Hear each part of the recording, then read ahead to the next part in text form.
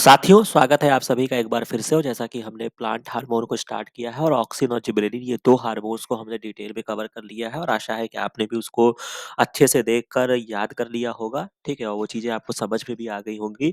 तो अब हम जो तीसरे साइटोकाइन्स को देखने वाले हैं, सॉरी, तीसरे हार्मोन्स को देखने वाले हैं, वो आपका साइटोकाइनिन्स होता है। तो ये भी आपका बहुत ही इंपॉर्टेंट है, तो बहुत ही शॉर्ट में अच्छे तरीके से इसको समझेंगे, जो भी आपकी इंपॉर्टेंट चीज़ें हैं। तो सबसे पहले यहाँ पे डिस्कवरी के रिगार्डिंग अगर हम देखना चाहें तो यहाँ पे स्कॉग एक साइंटिस्ट थे और उनके को-वर्कर्स फाउंड दैट टोबैको कैलस, यानी कि इसकी सारी जो डिस्कवरी मान के चलिए वो टोबैको प्लांट पे हुई है। और कैलस जो होता है ये आपका बॉटनी का एक टेक्निकल टर्म होता है, जिसको हम क्या बोलते हैं, मास ऑफ अनडिफरेंशिएटेड सेल्स को हम क्या बोलते हैं, कैलस बोलते हैं।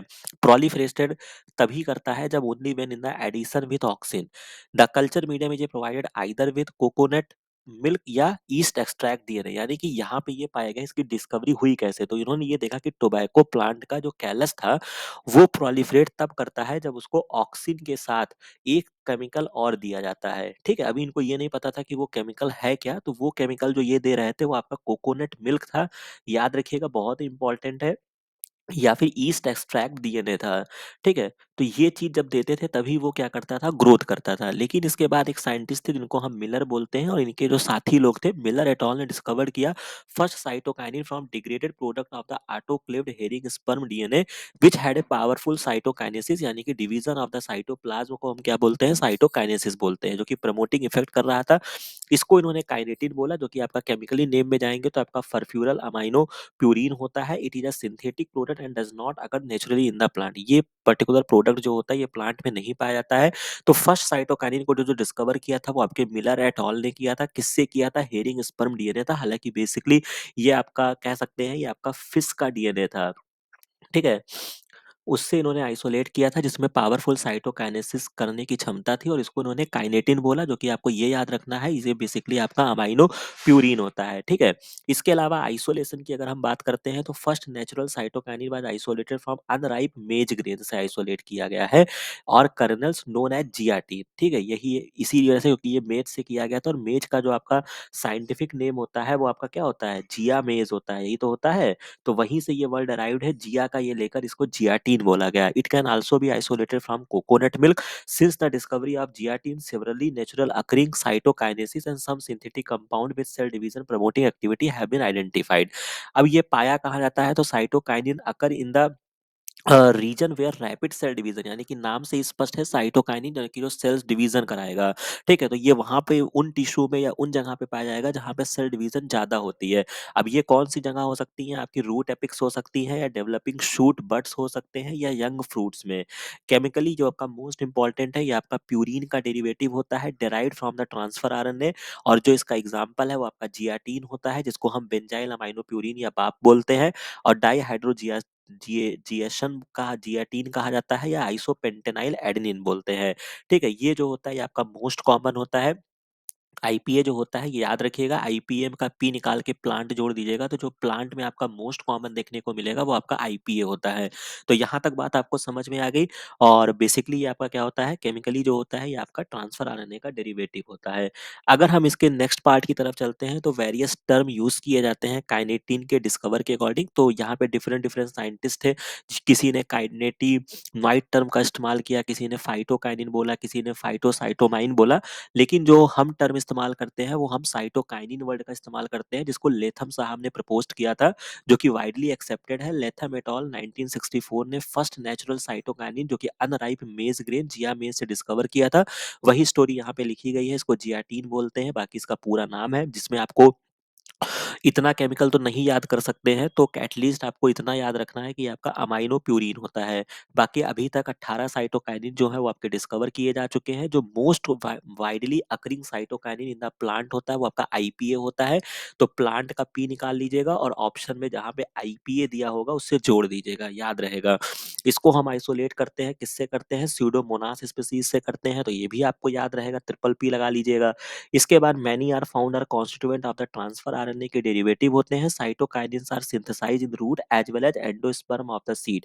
Coconut milk and apple fruit जो होते हैं, एक्सट्रैक्ट जो होते हैं वो रिच इन द साइटोकाइनिन। तो अगर आपसे पूछा जाए कि कौन सा ऐसा अ, सब्सटेंस है या कौन-सा ऐसा केमिकल है या कौन-सा ऐसा मतलब कंटेंट है जहाँ पे आपको साइटोकाइनेसिस सबसे ज़्यादा देखने को मिलेगी या वहाँ पे साइटोकाइनेस का लेवल सबसे ज़्यादा होगा। तो कोकोनट मिल्क याद रखिएगा, सी से साइटोकाइनेस, सी से कोकोनट मिल्क लगा दीजिएगा और एप्पल का फ्रूट होता है। साइटोकाइनेस इन कोकोनट मिल्क को हम कोकोनट मिल्क फैक्टर बोलते हैं और काइनेटिन के रिगार्डिंग ये सारी बातें यहाँ पे लिखी गई है। इसके अलावा plant physiologist use the term cytokinase to designate group of a substance that stimulates cell division in the plant. Cytokinesis are produce in actively growing tissue में पाया जाएगा, जैसे एम्ब्रियो हो जाएगा, डेवलपिंग फ्रूट होगा या रूट में होगा। Kinetin is the derivative of a purine base adenine which bears furfural group यहाँ पे पाया जाता है, ये केमिकल का काम है। ठीक है, at ninth position which migrated to the sixth position of adenine ring during autoclaving of the DNA. Cytokinase ये transported to different part of the plant through xylem elements के थ्रू ये क्या होता है, ट्रांसपोर्ट होता है। According to Osborne and Black ने बताया है कि मूवमेंट ऑफ साइटोकाइनिन जो होता है ये आपका पोलर होता है या बेसिपिटल होता है। अब यहीं पर आपको याद आना चाहिए कि इसके अलावा हमने पोलर कहाँ पढ़ा था, तो हमने पोलर अभी ऑक्सिन के केस में पढ़ा था। ऑक्सिन का ट्रांसपोर्ट क्या था, पोलर था, यूनिडायरेक्शनल था। तो मान के चलिए ये भी आपका वही पाथवे फॉलो करता है। साइटोकाइनिन भी जो होता है ये आपका साइटोकाइनिन जो होता है ये आपका पोलर होता है और बेसिपिटल इसका ट्रांसपोर्ट होता है। तो यहाँ तक बात आपको समझ में आ गई। इसके अलावा यूजेस और एप्लीकेशन ये आपका बहुत ही इंपॉर्टेंट पार्ट है। यहाँ पर हम क्या करते हैं, इसका यूज में जो होता है, जो कि एक अच्छा हार्मोन है, इसको हम पॉजिटिव बोलेंगे। तो ये क्या करेगा, ओवरकमिंग सेंसेशन करेगा, यानी कि सेनेशंस को क्या करेगा, डिले करेगा। तो साइटोकाइनिन यार यूज टू डिले द सेनेशंस, जो कि आपकी एजिंग फिनोमिना होता है उसको क्या करता है, डिले करता है या उसको रोकता है। Of intact leaves and other plant part. इसके अलावा टिश्यू कल्चर में इसका हम वाइडली यूज करते हैं, जो कि मैंने आपको डीबीटी जीआरएफ के क्वेश्चन सॉल्व करते समय में भी मैंने आपको सॉल्व कराया है। तो साइटोकाइनिन अलोंग विद ऑक्सिन के साथ इसको हम यूज करते हैं फॉर टिश्यू कल्चर। तो याद रखिएगा ये तीन चीजें हैं, जब ऑक्सिन और साइटोकाइनिन का कंसंट्रेशन बराबर रहता है तो आपका कैलस बनता है, और कैलस की डिफरेंशिएशन डिफिनेशन आपको बता ही दिया गया है कि undifferentiated mass of the cells जो होता है उसको हम कैलस बोलते हैं। ऑक्सिन का लेवल ज्यादा होगा तो रूट का फॉर्मेशन होगा, और साइटोकाइनिन जब ज्यादा होगा तो शूट का फॉर्मेशन होगा। ये आपका बेसिक कॉन्सेप्ट है और इसी के बेसिस पे आपके बहुत सारे क्वेश्चंस जो होंगे वो आपके सॉल्व हो जाएंगे। ठीक है, इसके अलावा जो साइटोकाइनिन है इसका यूज बता दिया गया, ओवरकमिंग सेनेशंस करेगा, टिश्यू कल्चर में यूज करेंगे। कहाँ कहाँ पाया जाएगा, यंग फ्रूट्स में पाया जाएगा, डेवलपिंग शूट बड में पाया जाएगा और रूट एपिक्स में पाया जाएगा। फंक्शन क्या क्या करता है, ग्रोथ ऑफ द लीव्स करेगा, शूट का ग्रोथ करेगा, ओवरकम एपिकल डोमिनेंस। ये याद रखिएगा, एपिकल डोमिनेंस जो था वो आपका ऑक्सिन कर रहा था और साइटोकाइनिन जो होता है वो उसको इनिबिट करता है।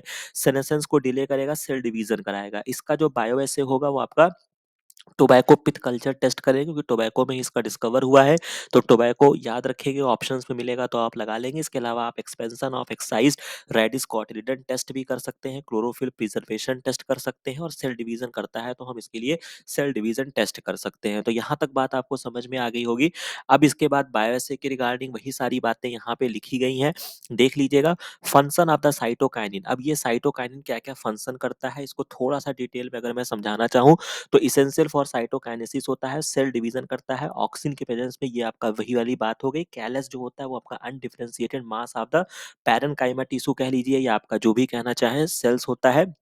ठीक है, और एक चीज और याद रखिएगा कि जब आपका सेल डिवीजन, जैसे कि यहाँ पे लिखा हुआ है, in the tissue culture cell division of the callus is enhanced when both auxin and cytokinin are present, but no response occur with auxin और साइटोकाइनिन अलोन। यानी कि अगर आप किसी एक को प्रोवाइड करेंगे तब आपको कोई रिस्पॉन्स नहीं मिलेगा। मतलब कहने का मतलब है कि एक के कंपेरिजन में एक होना चाहिए। जैसे फॉर एग्जाम्पल यहाँ पे देखिए, जो हमने बात किया कि या तो ऑक्सिन ज्यादा कर दीजिए या साइटोकाइनिन कम कर दीजिए, इसका मतलब ये नहीं कि साइटोकाइनिन नहीं है, समझ रहे हैं, होना चाहिए, बस उसके कंपैरेटिवली कम होना चाहिए। तो अगर आप किसी एक को ही प्रोवाइड करते हैं, मान लीजिए अगर आपने कैलस में केवल और केवल ऑक्सीजन दिया, तब कुछ नहीं होने वाला है। वही चीज यहाँ पे बताई गई है। तो ये बहुत अच्छा क्वेश्चन आपका डराइव हो सकता है।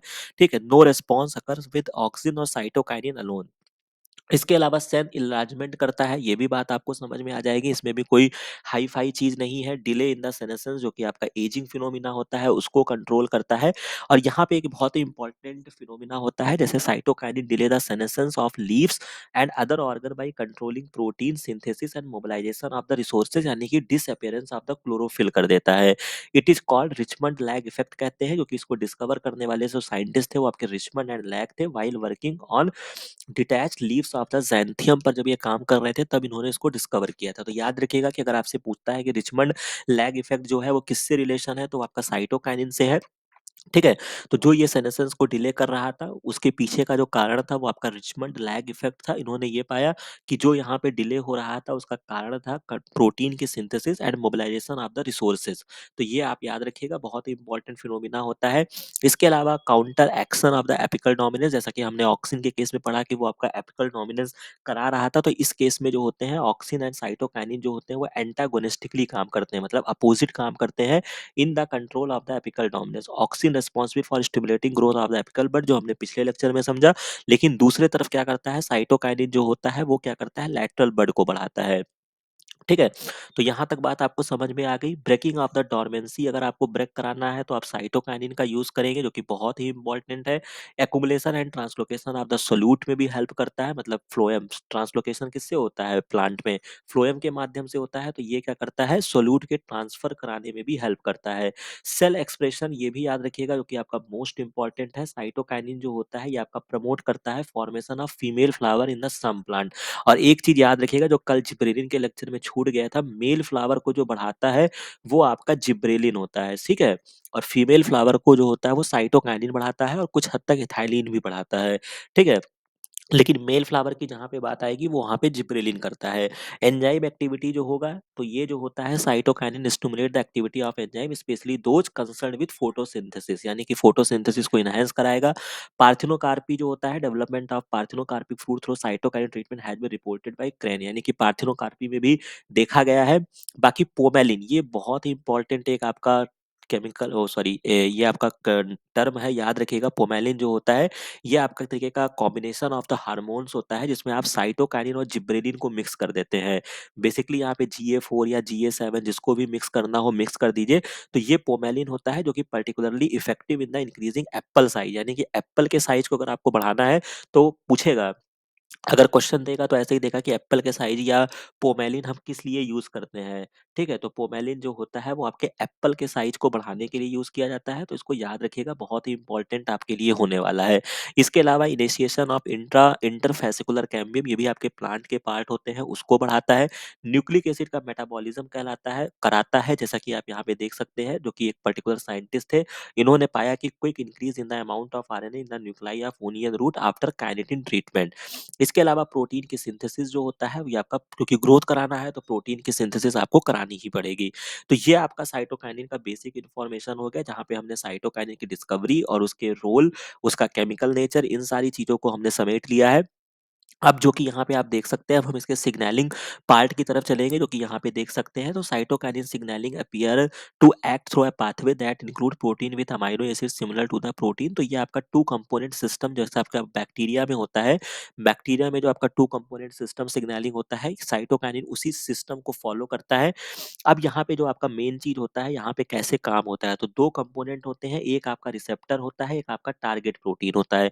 तो रिसेप्टर जो होता है वो आपका act as a protein kinase के तरीके से काम करता है, फास्फोराइलेटिंग करेगा itself as well as target protein. और जो आपका टारगेट प्रोटीन होता है वो आपका ट्रांसक्रिप्शन फैक्टर होता है, जो कि इफेक्टर का काम करेगा। तो इसको फिगर के माध्यम से हम समझ लेते हैं। अब इसकी सिग्नलिंग देखिए कैसे होती है सिग्नलिंग। तो ये आपका साइटोकाइनिन है, ये आपका रिसेप्टर है। तो as long as cytokinin is not bound to receptor, जब ये रिसेप्टर से नहीं बाउंड है तो genes that found to the cytokinin, जो आपके जीन्स हैं वो आपके एक्सप्रेस नहीं हो रहे हैं। सिंपल सी कहानी, जो कि आपके प्लांट के हार्मोन्स में ऐसा ही केस हमको ऑक्सिन में भी देखने को मिला और जिब्रेलिन में भी देखने को मिला। लेकिन यहाँ पर क्या होता है कि जैसे ही साइटोकाइनिन अपने रिसेप्टर पे आके बाइंड करेगा तो यहाँ पे कन्फर्मेशनल चेंज होता है, जिससे एक्टिव साइट एक्सपोज हो जाएगी protein kinase domain of the receptor. तो यहाँ पे साइटोकाइनिन आके रिसेप्टर पे बाइंड करेगा, इसका फास्फोराइलेशन हो जाएगा। यहाँ पे देख सकते हैं, जब तक ये बाइंड नहीं था तो यहाँ पे फास्फोराइलेशन कंडीशन नहीं थी। जैसे ये बाइंड किया, यहाँ पे फॉस्फेट ग्रुप का ऐड हुआ। फिर यहाँ पे आपका AHP एक आपका प्रोटीन होता है, जो कि आपका इंटरमीडिएट प्रोटीन है, ये आपका फास्फोराइलेटेड हो जाएगा। ये जब फास्फोराइलेटेड होगा तो ये आपका न्यूक्लियस के अंदर आएगा। यहाँ आने के बाद क्या करता है, phosphorylates a transcriptional factor factor ARR, यानी कि ये पर्टिकुलर आपका एआरआर एक आपका ट्रांसक्रिप्शनल फैक्टर होता है, उसको फास्फोराइलेट करेगा, और जब ये फास्फोराइलेटेड एआरआर जाके इस पे बाइंड करेगा तो आपका क्या हो जाएगा, जीन एक्टिव हो जाएंगे, और ट्रांसक्रिप्शन होने के बाद आपका जो भी आपका साइटोकाइनिन रेगुलेटिंग जीन होते हैं वो आपके एक्सप्रेस होंगे। तो the phosphorylated transcriptional factor binds to promoter of over 20 cytokine response gene initiating their transcription. तो कहानी समझ में आ गई। तो दो इंपॉर्टेंट चीज यहाँ पे आपको ध्यान रखना है, जो कि आपका ये है कि पहली चीज साइटोकाइनिन की जो सिग्नलिंग है वो आपका टू कंपोनेंट सिस्टम, यानी कि अगर पूछा जाए कि किससे सिमिलरिटी दिखाता है तो ये आपके बैक्टीरिया की सिग्नलिंग से सिमिलरिटी दिखाता है। पहली चीज आपको ये समेटना है। इसके अलावा कहानी वैसे ही चलेगी जैसे आपके प्लांट हार्मोन्स वाली कहानी चल रही थी, कि जो आपका जीन है वो इनएक्टिव फॉर्म में था, लेकिन यहाँ पर क्या होता है कि जब ये एक्टिव फॉर्म में आता है तो यहाँ पे फास्फोराइलेशन वाली स्टोरी आती है, समझ रहे हैं। तो जब ये फास्फोराइलेशन वाली स्टोरी आती है तो उस तरीके से ये आपकी पूरी सिग्नलिंग काम करेगी। ठीक है। और यहाँ पर देख सकते हैं जो कि आपका ये क्वेश्चन मैंने लगाया हुआ है, जो कि आपका डीबीटी जेआरएफ 2020 का क्वेश्चन है। बहुत ही आसान क्वेश्चन यहाँ पे इन्होंने पूछा है, और कह रहे हैं कि which of the following plant hormone employ a phosphorelay system to regulate gene expression. अब बता दीजिए। तो क्या है, साइटोकाइनिन में ही तो फास्फोराइलेशन हो रहा है।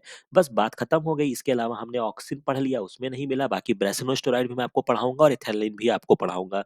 ठीक है। तो यहाँ पर जिसका राइट आंसर निकल कर आएगा वो आपका साइटोकाइनिन होगा। तो बहुत ही आसान यहाँ पे था।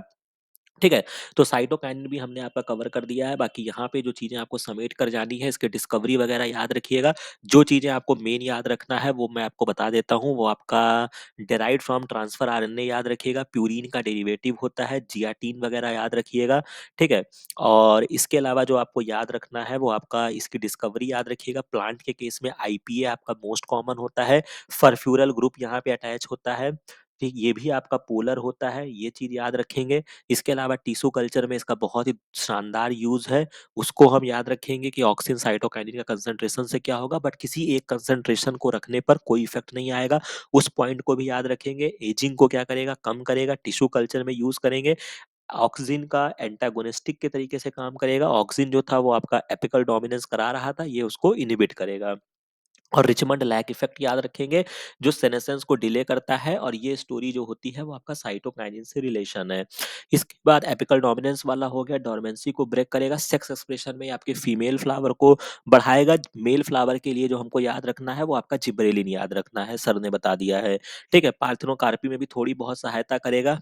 पोमेलिन हमको याद रखना है, एप्पल के साइज को करने के लिए करते हैं। और पोमेलिन जो होता है ये किसका कॉम्बिनेशन होता है, ये आपका साइटोकाइनिन और आपका जिब्रेलिन का कॉम्बिनेशन होता है।